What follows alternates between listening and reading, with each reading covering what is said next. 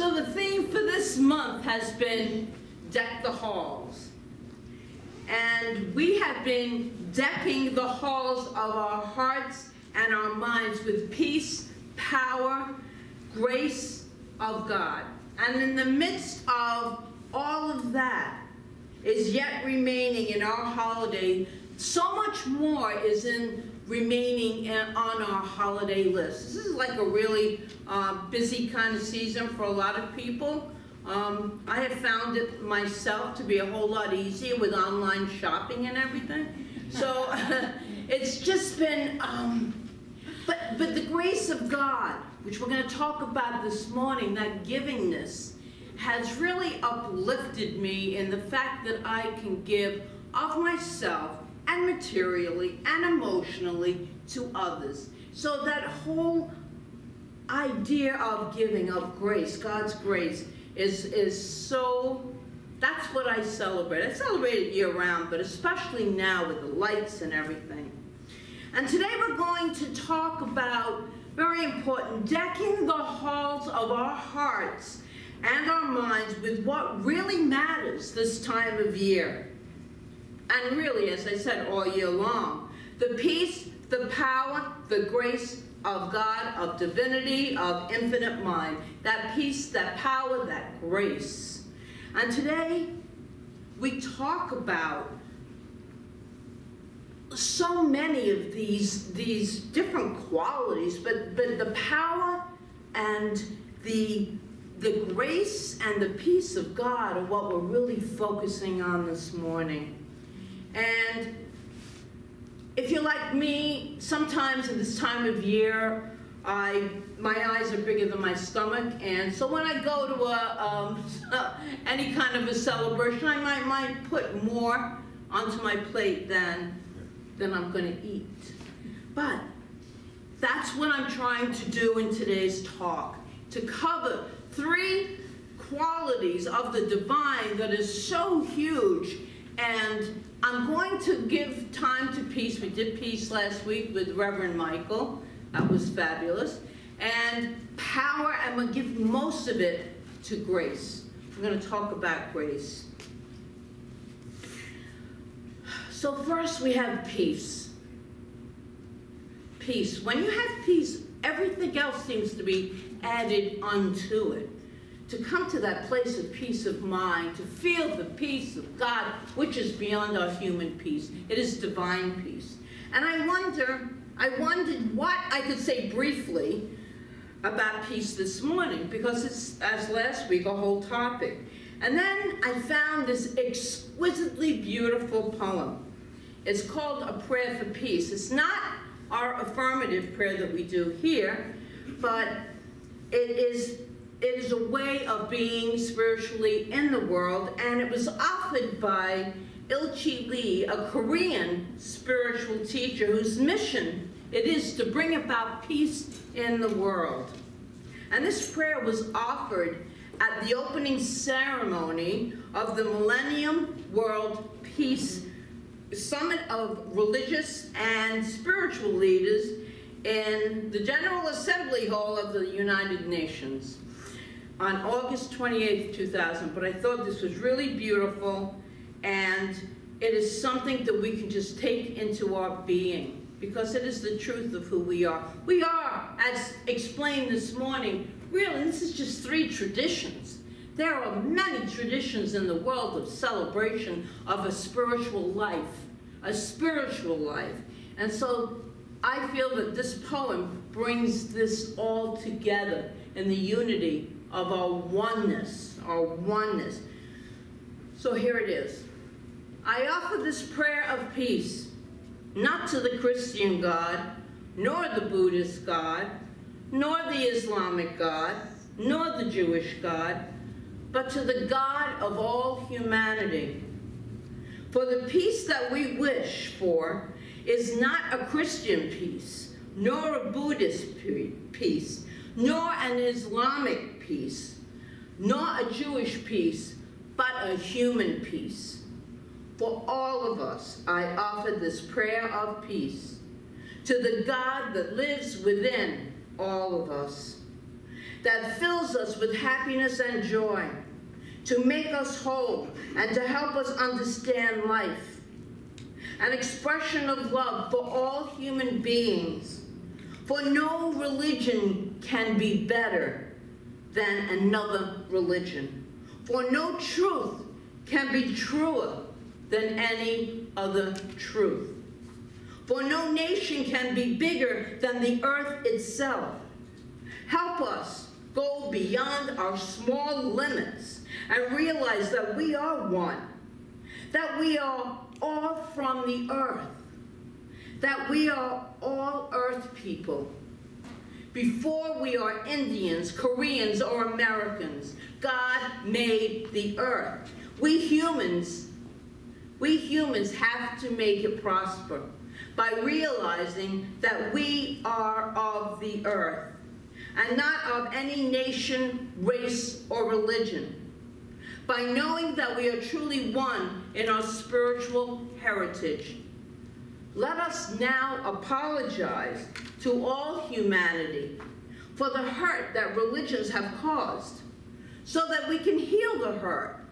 Let us now promise to one another to go beyond egotism and competition and to come together as one in God. I offer this prayer of peace to you, the Almighty, to help us find you within all of us, so that we may stand proudly one day before you as one humanity.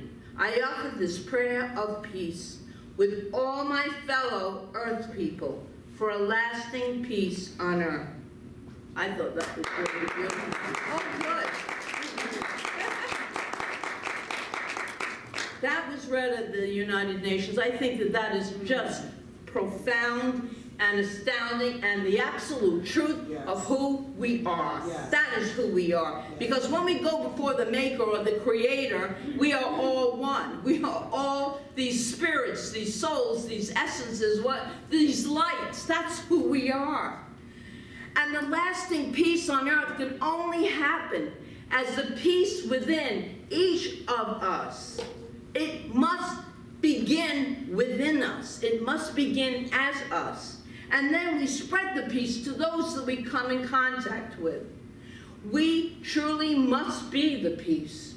We are the peace that we are seeking. And we go within because that peace is embedded within us. It is the truth of our being. We were born with that peace. It's one of the infallible truths. Lao Tzu reminded us that, this is another really great reading, if there is to be peace in the world, there must be peace in the nations. If there is to be peace in the nations, there must be peace in the cities. If there is to be peace in the cities, then there must be peace between neighbors. If there is to be peace between neighbors, there must be peace in the home. If there is to be peace in the home, there must be peace in the heart. And I love that because it's so true. It will always begin. Everything always begins. Our realities that we create, that we kind of live in here, small r, these little realities begin within us. We get to choose. And Ernest Holmes, in his book, Your Invisible Power, Your Invisible Power, wrote, peace be with these papers. Okay. I didn't skip any, no. Peace is at the center of your own soul. It is the very capital B of your being. This peace, which at the center of your being has never been disturbed. It has never been afraid. How then shall you use this great gift which nestles at the very center of your being? You are to use it, he says, consciously. You are to speak the word of peace wherever discord appears. You must know that your peace has all power because it is the peace of God within you. It's a divine peace.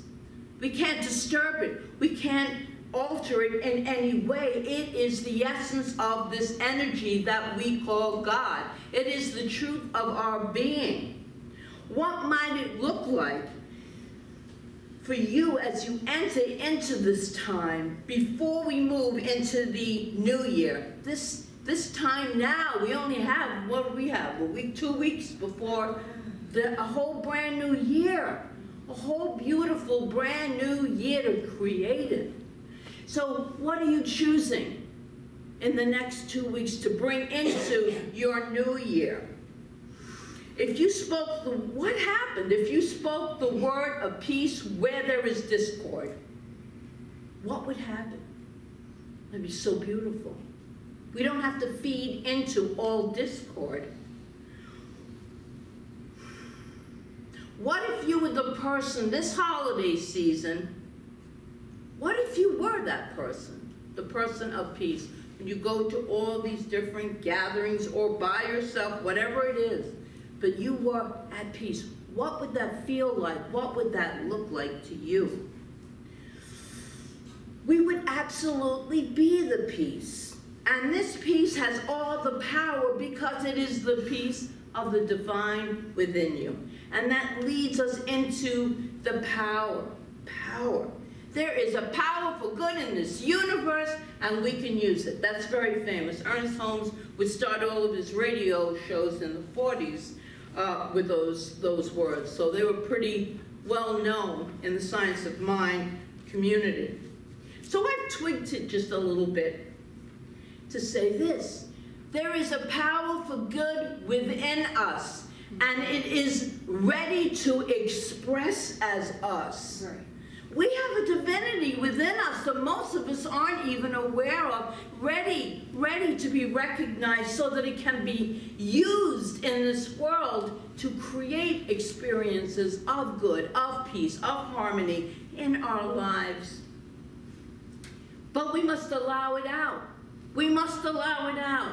And when we allow it out through our thinking, through our feelings, through our attitudes, our beliefs, our values, our actions, and our thoughts, all is possible. All is possible. Thinking and feeling in this way it is an extremely significant thing for us. Really, that should be in all spiritualities, to bring forth that truth, that divinity within us, to express as the good of the divine. It attunes you with the power which already is. It's already there. When we consciously become one with that power, it shines through us. We can create so much in our lives when we believe in ourselves. We are powerful beings, and the greatest activity that we can engage in is one of creativity. You release your innate potential. All things are possible. Thinking and feeling in this way are significant, very significant. In Science of Mind, Holmes also wrote, "In our ignorance of the truth, we have misused the highest power we possess. And so great is this power, so complete is our freedom in it, so absolute domain of the law through it, that the misuse of this power has brought upon us the very conditions from which we suffer. We are bound because we are first free. The power which appears to bind us is the only power in the universe that can free us." This is why Jesus summed up his whole philosophy in one simple statement. "It is done unto you as you believe." Just using that quote. It is done unto you as you believe. Everything is taking place within us yet again, yet again. And so we suffer, this is Holmes again, and so we suffer not because suffering is imposed upon us, but because we are ignorant of our true nature. We don't realize what is within us, what is eternal within us, that goes on forever and ever. that spiritual truth of absolute power and peace. So this holiday season, do you align with the power of all good that lives, breathes, and has its being within you? And perhaps by believing in God's grace. Segue into grace. New Thought teacher, who we love, Eric Butterworth, said this: "It is true that as man thinketh, so is he. And as ye sow, so do ye reap.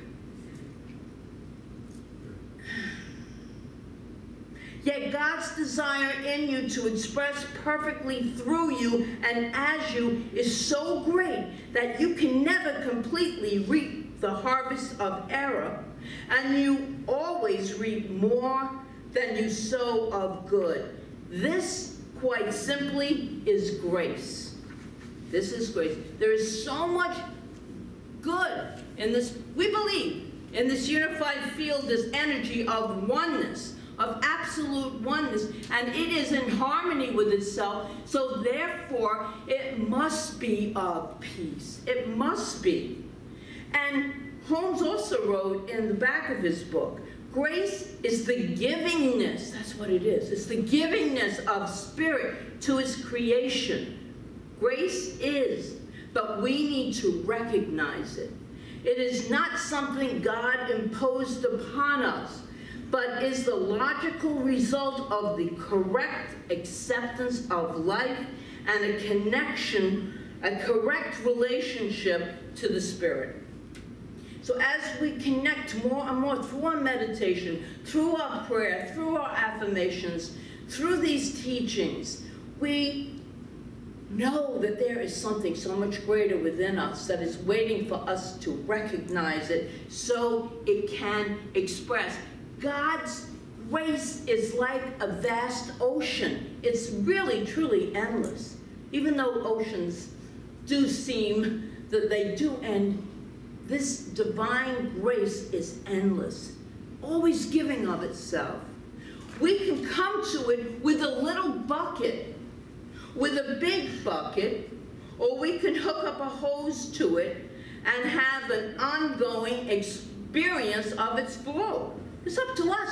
We get to choose how much we want to experience of good in our lives. We get to choose error or right thinking.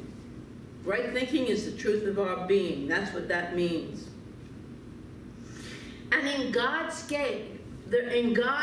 grace, there is always enough. There's more than enough. There is always more than enough.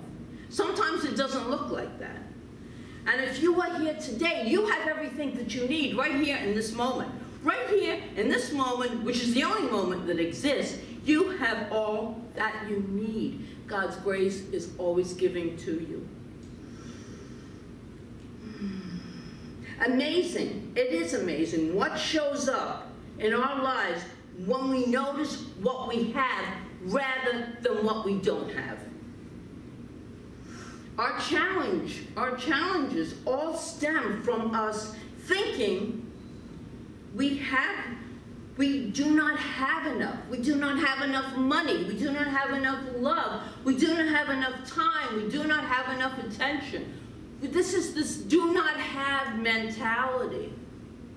And some of you may be thinking not enough challenge in your life right now. And it can look that way. It can really look that way. I don't have enough. I can't pay my rent at the end of the month. Right here, right now, you have everything you need. I've used this in my life. The universe always supports me. It always has, and it always will. When I used to go more so into that whole not enough way of thinking, I would always use that affirmation to bring me back to this moment, right here, right now. All my needs are met. All is taken care of. We get to choose to do that or not, to stay in the worry, which is in the future. Worry is always in the future. We bring it into the now by worrying, but it's always in the future. Some of you may have that not enough challenge in your life right now, so we begin a new year. Make it part of your intention to start noticing what you have, and be grateful for it. Every time a not enough thought comes up, counter it. Look at what you have in your life so that you can counter. Ernest Holmes talks about neutralizing a thought. You have to do that first before you can have a new thought, a new belief. As that old belief comes up with all of its fierceness, we meet it. We meet it consciously with peace, and I have enough, and the universe always supports me, and then a new belief can be created. But first you have to neutralize the old belief. Not many people talk about that neutrality. You have to neutralize it. God's peace, power, and grace are in the midst of whatever situation we may find ourselves in. There is no place that this divine energy is not. It is omnipresent. It is in all places at the same time. There is an intimate message from God to you here. Now, here is an intimate message from God to you. And in it, the peace, power, and grace of God are promised to you. So I'm going to close this morning with another reading, and I invite you to close your eyes if you like, and just think of this as God speaking directly to you, the infinite intelligence and love of the universal energy speaking to you and through you.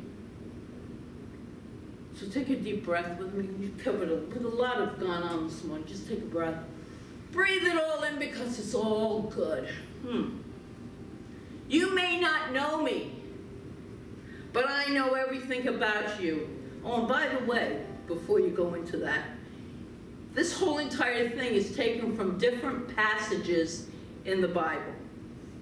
So, now I'll start again. You may not know me, but I know everything about you. Even the very hairs on your head are numbered. For you are made in my image. In me you live, move, and have your being. I knew you even before you were conceived. I chose you when I planned creation. You were not a mistake, for all of your days are written in my book. I knit you together in your mother's womb and brought you forth on the day you were born. I have been misrepresented by those who don't know me. I am not distant and angry, but am the complete expression of love. It is my desire to lavish my love on you simply because you are my child, and I am your father. I offer you more than your earthly father ever could, for I am the perfect father. Every good gift that you receive comes from my hand, for I am your provider, and I meet all your needs. My plan for your future has always been filled with hope, because I love you with an everlasting love. My thoughts toward you are countless as the sand on the seashore, and I rejoice over you with singing. I will never stop doing good to you, for you are my treasure. I desire to establish you with all my heart and all my soul, and I want to show you great and marvelous things. If you seek me with all your heart, you will find me. Delight in me, and I will give you the desires of your heart, for it is I who gave you those desires. I am able to do more for you than you could possibly imagine, for I am your greatest encourager. I am also the Father who comforts you in all your troubles. When you are brokenhearted, I am close to you. As a shepherd carries a lamb, I carry you close to my heart. And so let's just breathe that in. Breathe those beautiful words in. For I truly feel the Spirit of God is delivering those words to each of us today. As we move through all of these different holidays, as we move through this thing called life as earth beings, as we celebrate and come together in communities and families or with just ourselves. I know that there is a power for good and you can use it at any time, absolutely any time. There is a power, there is a peace, and there is a grace that is moving in and through and as each and every one of us. I give thanks for these beautiful gifts. These are the true gifts. And these gifts are always present within us every day of every year. And even after we leave these bodies, those gifts are still the truth of who we are, eternal beings of life. And so I let this word be because I know that each and every person here in any way has had their wick of their candle ignited, that light, that brilliant light that radiates out and in and throughout. All that is alive in this moment within each and every one here. So I give thanks for that. And in that gratitude then, I wish everybody wonderful holidays, wonderful days, wonderful life. Just be the light that you were created to be, and so it is. So it is.